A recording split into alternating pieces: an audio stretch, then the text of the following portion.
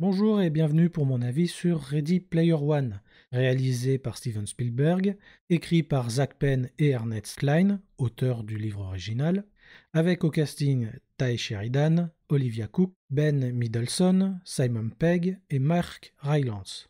Le genre, c'est de la science-fiction aventure et c'est sorti le 28 mars 2018.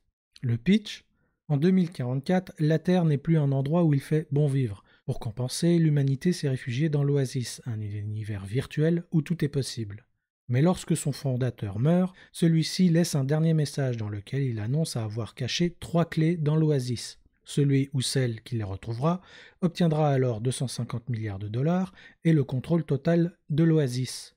Une chasse au trésor virtuel s'engage alors, à laquelle participe Wade Watts, un jeune homme de 17 ans qui ne vit que pour l'Oasis. Fun et divertissant, Ready Player One est comme un bonbon bourré de nostalgie qui fond dans la bouche durant 2 bonnes heures. Les références à la pop culture sont nombreuses, et nul doute que les fans vont regarder le film au ralenti pour toutes les trouver. Il y en a absolument pour tous les goûts et tous les âges. Mad Max, Star Trek, Battlestar Galactica, Cowboy Bebop, Akira, Gundam, Halo, Overwatch, Batman, les Tortues Ninja, et j'en passe tant la liste est très longue. Certaines références sont très discrètes, tandis que d'autres sont bien plus visibles quand elles ne sont tout simplement pas des éléments essentiels à l'intrigue du film, comme l'incroyable reconstitution de Shining. Le plus fou, c'est que Steven Spielberg soit parvenu à réunir autant de licences différentes dans un seul film. Bien que le réalisateur n'a pas précisé s'il a parfois été nécessaire de mettre la main à la poche, il semble pourtant avoir réussi à obtenir toutes les autorisations nécessaires sans trop de difficultés, et avec la bénédiction des différents détenteurs des droits. En même temps, difficile de refuser une telle demande, un réalisateur qui a plus d'une fois rapporté plusieurs millions de dollars au box-office. En tout cas, pour ceux qui ont bien voulu participer, car d'autres ont clairement refusé. Ainsi, par exemple, les références à Star Wars sont assez discrètes, et le X-Wing n'est pas piloté par le héros du film, comme dans le livre.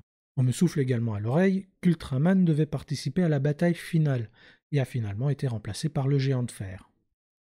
Malheureusement, c'est à peu près tout ce que le film nous offre. Certes, il n'a aucun défaut majeur, mais il ne fait hélas preuve d'aucune fulgurance. Le scénario est bien écrit, la mise en scène made in Spielberg est toujours aussi agréable et efficace, en particulier durant la course que je trouve absolument bluffante, et visuellement le film offre du lourd. Là-dessus, je pense que tout le monde est d'accord.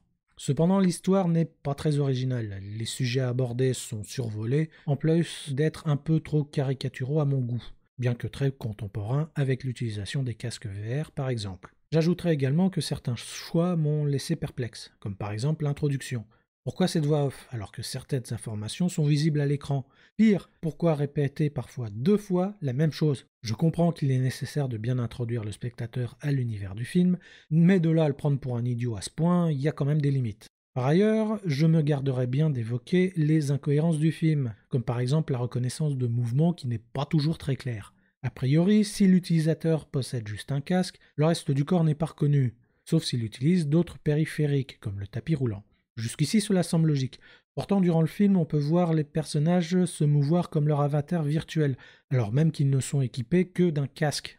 Certes, je veux bien que tout se passe dans la tête, mais alors dans ce cas, pourquoi est-il nécessaire d'avoir des accessoires pour se mouvoir librement dans l'oasis? Et cela ne s'arrange pas quand le scénario décide si le moindre mouvement doit être reconnu ou non, comme par exemple lorsque Wade tente d'insérer les clés.